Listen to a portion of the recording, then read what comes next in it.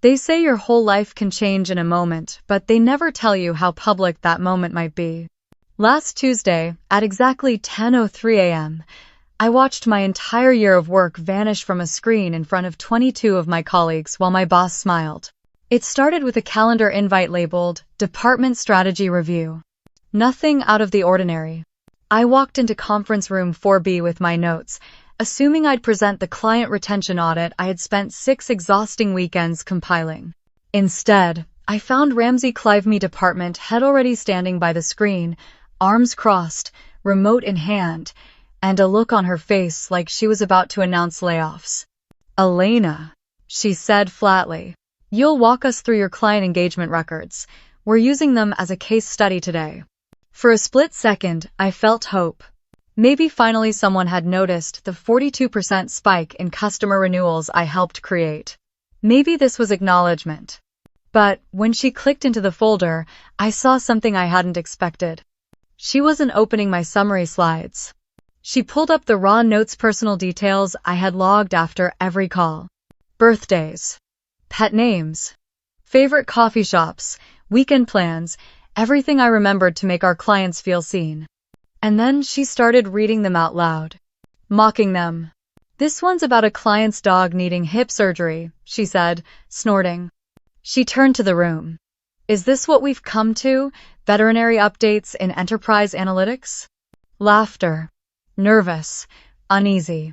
A few people stared at their shoes. I felt my stomach twist. Ramsey didn't stop. "These files," she said coldly, "are a clear violation of professional standards. And frankly, they're garbage. Avrist." Then she moved her cursor to the main folder, my entire relationship building audit, and clicked delete. No warning.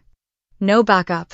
Just a single click that wiped out hundreds of hours of careful, human-centered work.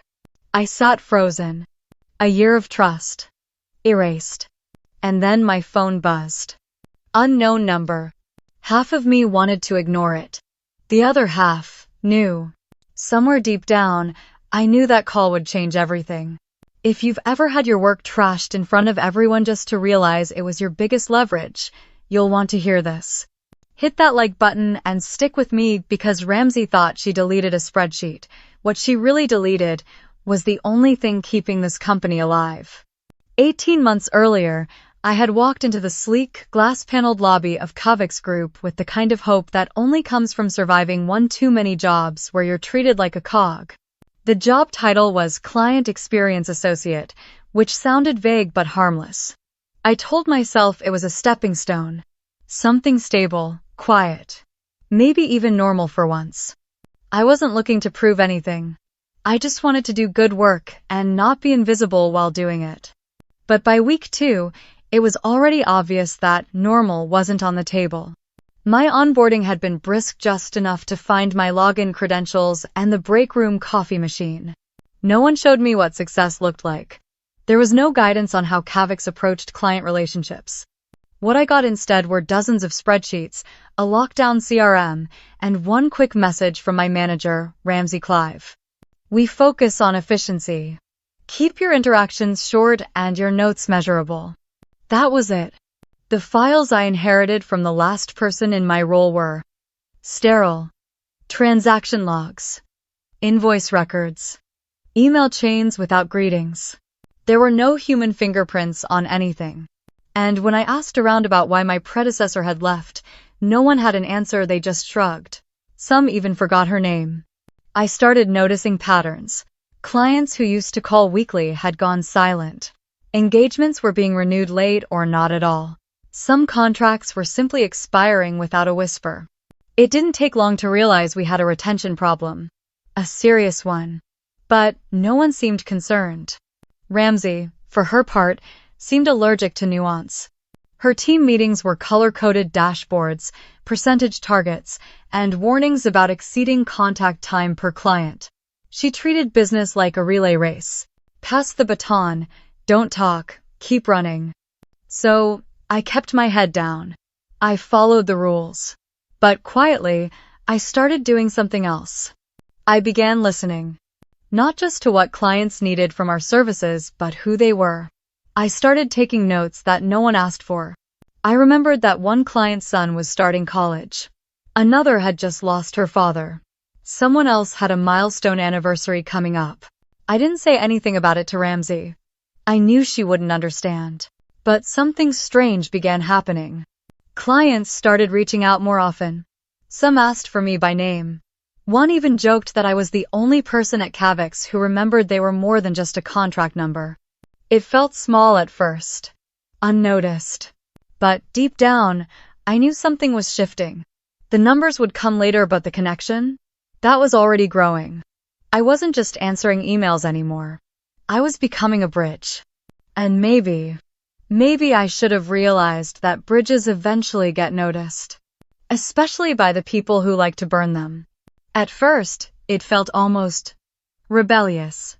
I wasn't breaking rules, exactly. But I was bending the expectations. Quietly. Deliberately. Every time I got off a call with a client, I opened a second document. Not the CRM. Not the official report. Just a simple, separate file where I jotted down the things no one else at Cavix seemed to care about. Personal things. Like the fact that Greg Frommer, who ran a logistics firm in Colorado, had a teenage daughter named Abby who was terrified of her driving test. Or that Simone Heller, who managed a luxury skincare brand, baked sourdough every Sunday with her grandmother. These weren't major revelations. Just bits of life. But they mattered. I started slipping those small observations into my follow-ups. Nothing elaborate. Just a quick, "Hope Abby passed that test." Or, "Did the sourdough rise this time?"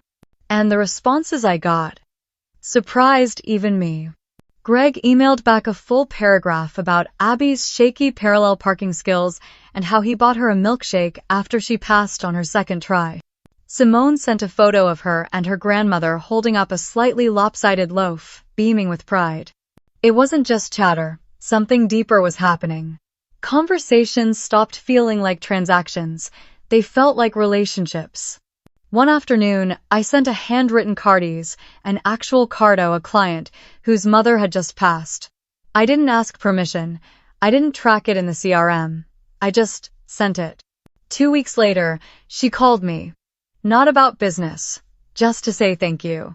She said, "You're the first person from any vendor who's treated me like a person this year." That stuck with me. And slowly, things began to shift. I noticed clients returning sooner, scheduling longer calls, forwarding new business our way. Some even renewed contracts early, which was unheard of at Cavix. But none of that data went into Ramsey's dashboards. Because what I was doing wasn't measurable in her world. Her spreadsheets couldn't quantify trust. Still, the change was real. I could feel it. Every call became easier, every interaction warmer. Clients remembered my name without needing to look it up. They'd laugh, ask about my weekend, even share moments from their personal lives like we were on the same team. It felt human. And after years of robotic, checkbox-driven roles, it felt revolutionary. Of course, I didn't broadcast any of this internally. Ramsey already thought I was too chatty during calls. She once glanced at my call log and raised an eyebrow at a 38-minute check-in. "These should take 12-15 minutes max," she had said.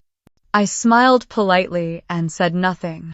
Because how do you explain to someone like her that 12 efficient minutes might save a contract, but 38 connected minutes might grow one? I wasn't looking for credit. Honestly, I didn't think anyone would notice. But clients were noticing. And eventually, so would someone else. Someone who didn't like the fact that the person she considered disposable was slowly becoming irreplaceable. For a while, it was subtle. I'd pass Ramsey in the hallway, and she wouldn't say a word. No good morning, no. How's your week going? Just the faintest tightening of her jaw and a nod that felt more like a verdict than a greeting. I told myself I was imagining it. Maybe she was busy.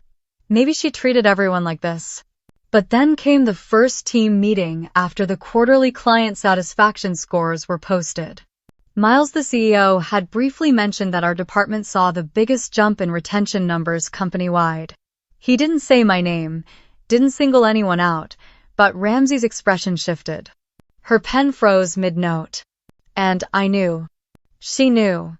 It wasn't long after that when things started to change. Suddenly, the metrics I had never been questioned about were under a microscope. Every Monday, Ramsey began pulling reports that tracked call duration and touch frequency per account. I got a Slack message asking why I'd had 3 calls with the same client in 1 week. Redundant communication, she wrote. Please streamline. I didn't respond right away. That particular client had been navigating a merger and needed reassurance. 1 call wouldn't have been enough. 3 calls were barely sufficient.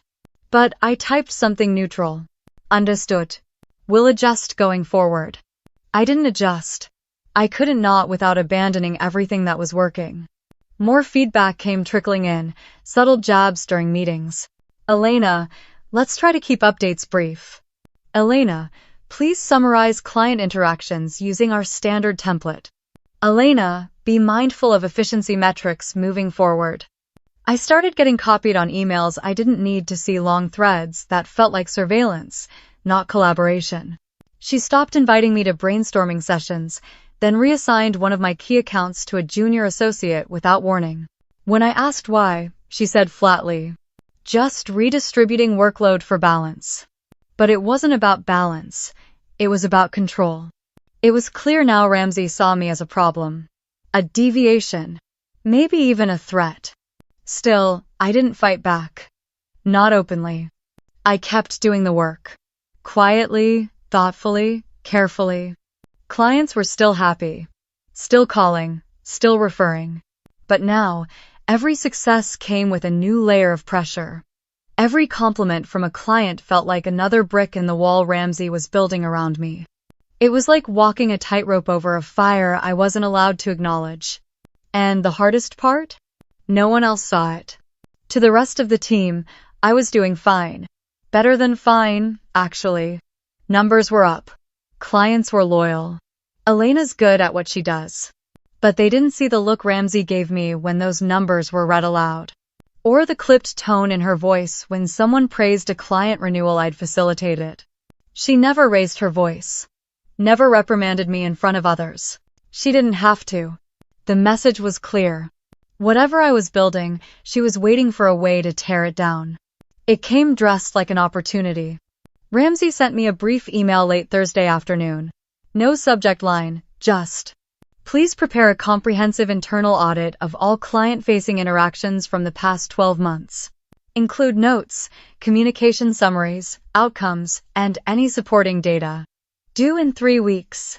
That was it. No context. No explanation. Just a quiet bomb dropped into my inbox like it was a casual task. At first, I stared at it, confused.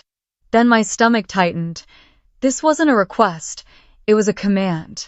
And I knew exactly what it meant. She wasn't asking me to reflect on what worked. She was burying me in busy work, pulling me away from the one thing I was actually good at, connecting with clients in real time. 3 weeks. 12 months of data. Hundreds of conversations.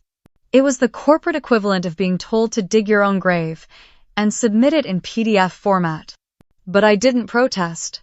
I replied simply, acknowledged. I'll begin compiling immediately. Then I rolled up my sleeves. If she wanted an audit, she'd get one. But not the kind she was expecting. I didn't just list the calls I made or the emails I sent. I tracked the ripple effects. The revenue generated, the referrals gained, the trust earned. For each client, I created a timeline, what they needed, how I responded, and what happened afterward. Like how remembering Greg's daughter's college application stress led to a personal thank you card, which led to a lunch meeting, which led to a contract renewal 2 months early. Or how one simple message to a client about their company's 10-year anniversary resulted in a $60,000 project expansion because, as they said, you were the only one who acknowledged it. The deeper I went, the clearer it became. This wasn't fluff. This was infrastructure. Invisible, maybe, but essential. By the time I finished, the report was 68 pages long. Not just metrics, but meaning. Not just charts, but story. I titled it Client Retention Through Human Connection, a Relational Audit. It was the most proud I'd ever been of anything I'd created at Cavix. But still something lingered. I knew this wasn't going to be received as an achievement. Not by Ramsey. When I submitted it to her hard copy, professionally bound, with a digital backup, she didn't even look up from her screen. Got it, she said flatly. Thanks. No feedback. No questions. Not even a fake smile. That was when I knew. This had never been about documentation. It was about isolation. A slow, quiet strategy to keep me too busy, too exhausted, and too visible to be safe. She didn't need to yell. She didn't need to fire me. She just needed to wait for the right momentone where she could flip my work against me, turn effort into evidence, and make me look like the very thing she'd always accused me of being. Inefficient. Excessive. Unprofessional. I didn't know when that moment would come. But I could feel it coming. And I braced for it because when someone hands you a punishment disguised as a task, it's not the task that's dangerous. It's what they plan to do with it once you've finished. The meeting was scheduled for 9 a.m. sharp. Ramsey called it a protocol alignment session, which already sounded suspicious. But I showed up anyway, audit binder in hand, heels clicking softly on the vinyl floor, heart doing that steady, quiet drum roll it always did when something didn't feel right. Everyone was there. 22 people crammed into the main conference room. It was rare to get the whole department together unless it was a quarterly review or a crisis. This didn't feel like a review. But it sure as hell was a crisis. Ramsey stood at the front of the room, remote in hand, projection screen glowing behind her. No one else spoke. People were sipping coffee, murmuring small talk, trying to pretend they weren't nervous. Elena, she said, without looking up, we'll be using your audit as our case study this morning. Please display your files on the main screen. There was no warning. No chance to prepare. I froze. Then nodded. I plugged in my laptop and opened the report, flipping quickly past the title page and into the data. I was expecting to talk about outcomes, retention metrics, client behavior. But Ramsey had other plans. She clicked her own remote and hijacked the screen. Let's begin, she said, with a few examples of what not to do. The room quieted. Someone put down their coffee cup a little too hard. She opened the folder, marked personal notes, and I watched in slow motion as every small, human thing I'd built over the last year was dragged out into the light, twisted, reduced, and ridiculed. This note references a client's wedding anniversary, she said. Another slide. This one includes details about a child's asthma. She turned to the group. We are a consulting firm, not a social club. Laughter. Thin. Uncomfortable. Nobody quite knew whether to join in or look away. My face was burning. Ramsey clicked through more examples. More stories. More memories. She didn't name clients, but she didn't have to. To her, they were just lines in a file, meaningless, inefficient distractions. And then came the moment I'll never forget.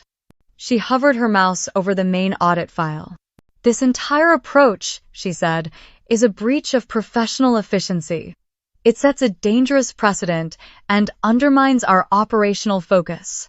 Then she looked directly at me. Cold. Triumphant. And she clicked delete. 68 page. Gone. Just like that. There was no gasp in the room. Just silence. Tense. Sticky. Coworkers looked down at their notepads, suddenly fascinated by the blank pages. Ramsey didn't flinch. She simply turned back to the group and said, starting today, we return to standard protocols, short, structured communication only. No more personal tangents. I couldn't move. A year of trust, built in conversations and follow-ups and late-night check-ins, had just been erased in front of an entire room. And for a moment, it felt like I had been erased, too. But then, my phone buzzed. A number I didn't recognize. San Diego area code. I didn't answer right away. I just stared at the screen as it rang. Part of me wanted to let it go. But something in my gut whispered, pick up. That call is not an interruption. It's a beginning. She thought she erased my worth. But she had no clue what she'd just activated. Drop a comment if you've ever been underestimated at work, because what happens next is something you need to see. I stepped out of the conference room like someone walking out of a wreck. Everything felt too bright, too sharp, too quiet. My ears were still ringing. Maybe from the silence that had followed the deletion. Maybe from the rage I hadn't let surface. I didn't even realize I was still holding my laptop. My arms had gone numb. The phone buzzed again in my hand. Same number. San Diego area code. This time, I answered. Elena Brooks? A voice said, calm but clear. This is Devin Marlowe from Varelli Partners. I hope I'm not catching you at a bad time. I let out a short, breath-half laugh, half disbelief. Honestly, I said, I don't think it could get worse. He chuckled lightly. Not unkind, just human. We've been following the developments at Kavix, he continued.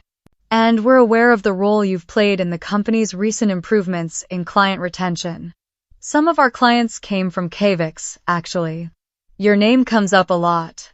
That stopped me cold. Not because I didn't think people had noticed, but because no one had ever said it. Certainly not at Kavix. I wanted to reach out earlier, he said. But timing is everything. And when we heard about what happened this morning, well, we felt this was the right moment. My throat tightened. Someone told you already? The industry's smaller than it seems. Word travels fast. He paused, then added, we're prepared to offer you a leadership role at Varelli. Director of Client Experience, full autonomy. You'd shape our relationship model from the ground up. My heart thudded once. Hard. We're offering a starting salary of $520,000 annually, he said, plus performance incentives and equity options. He blinked. For a second, I couldn't speak. That number wasn't just higher than my Kavix salary. It was almost double with more authority and actual respect baked in. We're not interested in your files or client data, he said gently, like he already knew the answer to a question I hadn't even asked. We know you can't bring proprietary information. But we also know what you built at Kavix wasn't just stored in a folder. It lived in the relationships, the trust, the loyalty. End of Temin. He let that sink in before adding, if they followed you, it wouldn't be theft. It would be choice. I swallowed hard. This man who had never worked with me, never sat in a single meeting with me, understood more about what I did than the woman who had just deleted my audit in front of 22 people. And he was offering me something I hadn't had in a long time. Not just a job. Validation. I glanced through the window back toward the conference room. I could still see Ramsey's silhouette, gesturing at the blank screen like nothing had happened. She thought she had ended something. But maybe she had just cleared the runway. I turned back to the phone. Devin. I said, can you send that offer in writing? Already in your inbox, he replied. We'd be lucky to have you. I walked back into the conference room like someone stepping into a room they'd already left behind in their mind. Ramsey was still talking. She stood at the front like nothing had happened, as if the deletion of my entire year's work was just another bullet point in a Monday morning status update. People weren't really listening anymore. Some stared blankly. A few tapped at their phones under the table. One guy was doodling a triangle over and over on the edge of his notepad. I stood near the door for a moment, watching it, all watching her. And I realized something. Ramsey thought this was over. She thought I would sit back down, nod along, and start over like an obedient employee who had just learned a valuable lesson about professional boundaries. She had no idea what had just happened outside that room. I walked to the table, slid my laptop into its sleeve, and cleared my throat. She stopped mid-sentence. All eyes turned toward me. I have an announcement, I said, calmly. Ramsey narrowed her eyes. If it's related to the new protocol implementation, it's not. End quote. I took out my phone, opened the PDF, and placed it face up on the table in front of me. The Varelli Partners letterhead was unmistakable. I'm resigning from Kavix, effective immediately. The words didn't echo. They landed. Heavy. Solid. The room froze. You could hear the air conditioning hum. Someone's pen slipped from their hand and clattered softly against the table. Ramsey blinked. Once, twice. You can't just quit in the middle of a department meeting, she said, voice tight. There are protocols, exit procedures, notice periods. I looked at her, steady. My employment contract allows for immediate resignation in cases of hostile work environment and public professional misconduct. I didn't raise my voice. I didn't need to. Her expression faltered just slightly. But I saw it. That flicker of something between panic and disbelief. From the back of the room, Miles, the CEO, shifted in his chair. He hadn't spoken all morning. Now he stood up, smoothing the front of his jacket. Perhaps we should speak privately, he offered, voice neutral. But I was done with private conversations. Ramsey had chosen to humiliate me publicly. So she would get to watch me leave publicly. There's nothing to discuss, I said. The offer's signed. My decision is final. I picked up my things slowly, deliberately. Some of my coworkers still looked stunned. A few looked impressed. And one or two, God bless them, looked like they were reconsidering everything. Ramsey's voice, sharper now. You're walking away from security, from structure. Virelli is a startup with no proven model. You're gambling your future on, what? Relationship fluff? I turned at the door. We'll see which approach proves more valuable. Then I walked out. And this time, nobody stopped me. I thought I'd feel relief. Walking out of Kavix should have felt like cutting the cord. Like stepping into clean air after months of holding my breath. And in some ways, it did. But what I didn't expect was the silence that followed. The first day at Virelli was a blur of warm welcomes, onboarding checklists, and Devin insisting I take the entire week to get settled before touching anything client-facing. But my mind kept circling back to one question. Would they even notice I was gone? Not Ramsey or the team, I already knew where they stood. I meant the clients. The ones who sent thank you emails. The ones who remembered my birthday. The ones who stayed on the phone 10 extra minutes to tell me about their grandkids or their latest expansion project. Would they reach out? Would they care? I didn't have to wait long. 3 days after I started, my Virelli office phone lit up. Unknown number. But the area code looked familiar. I answered. Elena? The voice said, hesitant but warm. This is Greg Frommer. I heard through the grapevine that you're not at Kavix anymore. My heart skipped. I'm not, I said. I've joined a new firm, Virelli Partners. There was a pause. Then, well, that explains the tone-deaf email I got yesterday from your replacement. He laughed softly. She asked me what my company does. I've been a client for 4 years. I smiled, letting the tension ease just a little. I'm glad you called. Yeah, well, I'm not just calling to catch up. I'd like to know what Virelli offers. Because, frankly, if they don't have you, I'm not sure Kavix has anything I need anymore. That conversation lasted nearly an hour. By the end of the day, 2 more former clients had reached out. By the end of the week, it was 6. And not one of them asked me for pitch decks or pricing sheets. They just asked if I was still me. Still listening, still remembering. Apparently, the answer was yes. At Virelli, I didn't need permission to follow up on a pet's surgery or ask about a daughter's scholarship interview. I didn't need to justify care as a metric. I just needed to keep being who I'd always been, only now, with support instead of sabotage. Meanwhile, back at Kavix, things weren't going so smoothly. I didn't go digging, but the industry talks. I started hearing from mutual contacts, former coworkers, clients still weighing their options, even a recruiter who'd left a voicemail for Ramsey and never got a reply. The picture they painted was quiet, but damning. Client calls going unanswered. Contracts delayed. Accounts shifting without warning. Ramsey had spent months treating personal connection like clutter. Now she was discovering that without it, the whole machine sputtered. And all I had done was leave. No drama. No outreach campaigns. No client poaching. Just an open door and a reputation I hadn't even realized was walking ahead of me. It didn't happen all at once. Ramsey didn't crumble in public or storm out in tears. That would have been too dramatic for her. Too human. No, her unraveling was slow. Systematic. The way buildings fall apart from the inside before the cracks finally reach the surface. At first, it was just whispers. From a former colleague still at Cavix. She's not doing well. From a mutual contact at a client firm. Ramsey called us twice in one day. Sounded frantic. And then came the first real confirmation. Greg Frommer, the logistics CEO who had followed me to Varelli, forwarded me an email chain.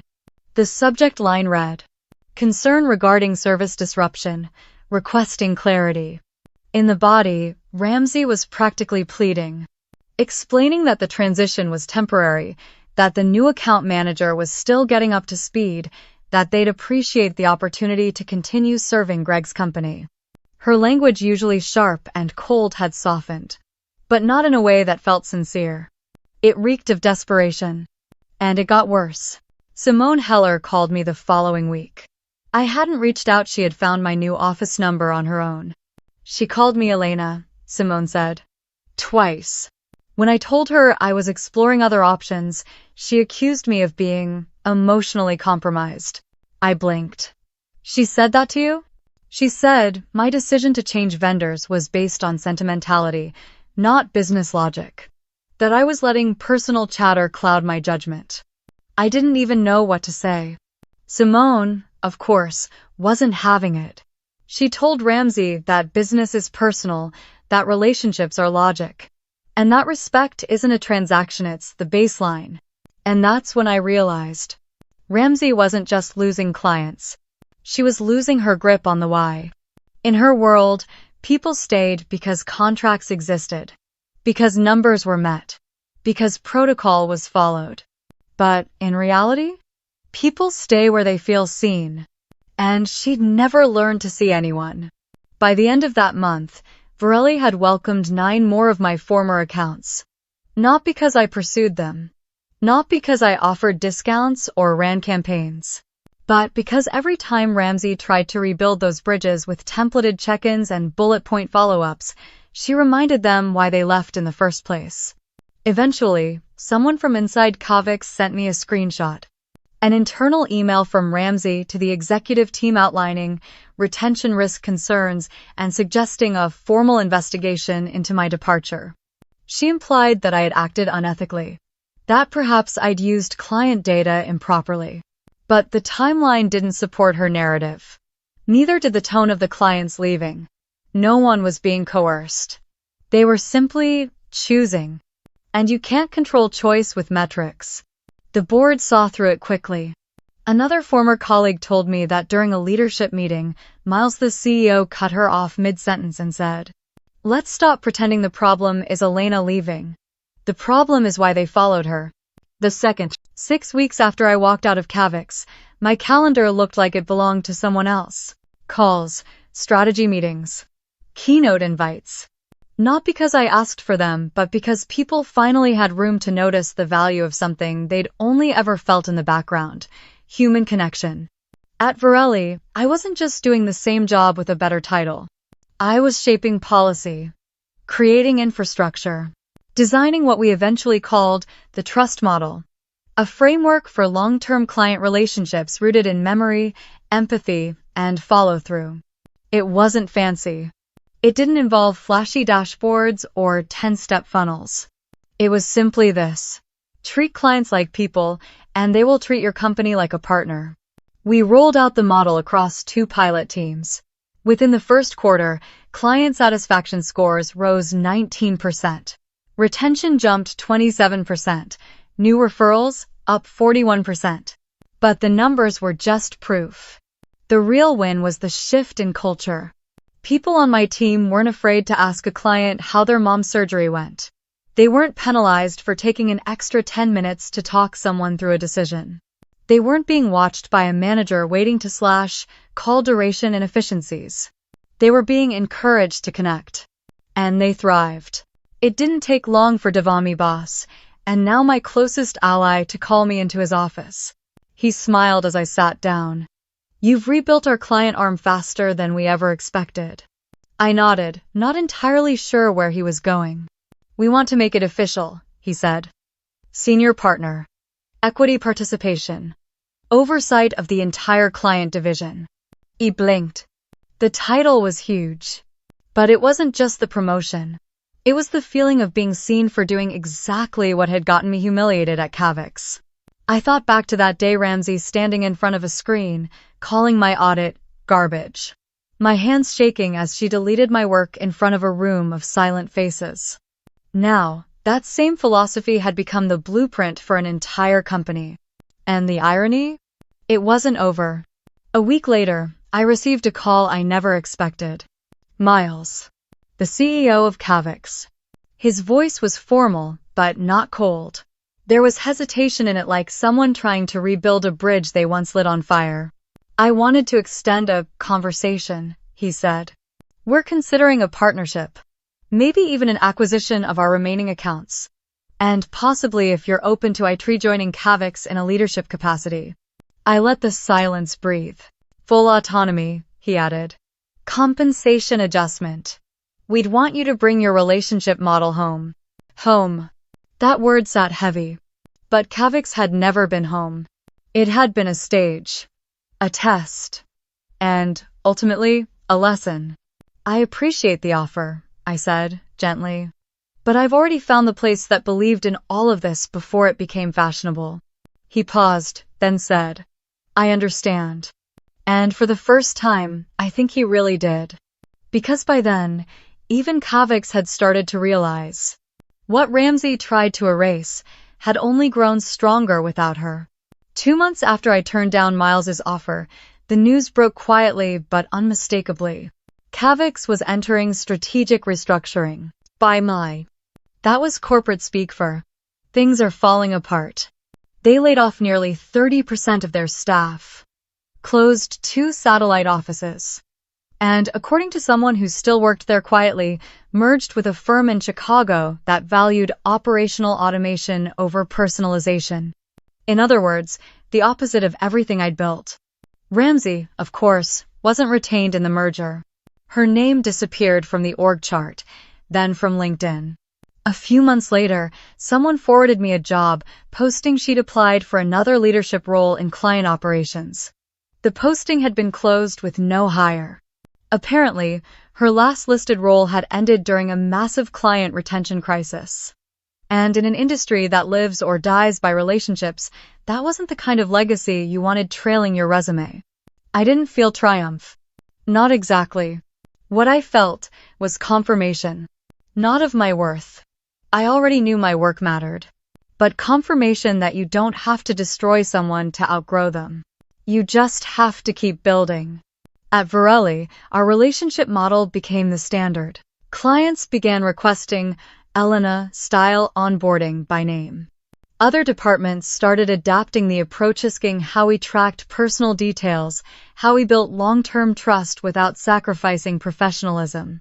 Eventually, we hosted a full-day summit on client empathy and personalization.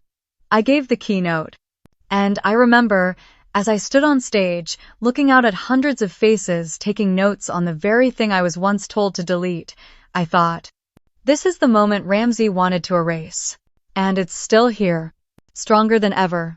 That was the real revenge. Not the title, not the salary, not even the success. It was watching the thing they tried to destroy become the thing the industry couldn't live without. It was knowing I never raised my voice, never retaliated, never played dirty. I simply let the truth do the heavy lifting. Let them chase efficiency while we built loyalty. Let them delete the file, thinking the file was the value. And watch them crumble when they realized the relationships lived in the PO not in the spreadsheets. Because the most elegant revenge isn't about getting even. It's about building something so undeniable. They have to live in the wreckage of what they didn't value. If this story resonated with you, or if someone's ever tried to erase the heart of your work, hit that like button, share it, and leave a comment below. because sometimes the best revenge is simply becoming impossible to replace.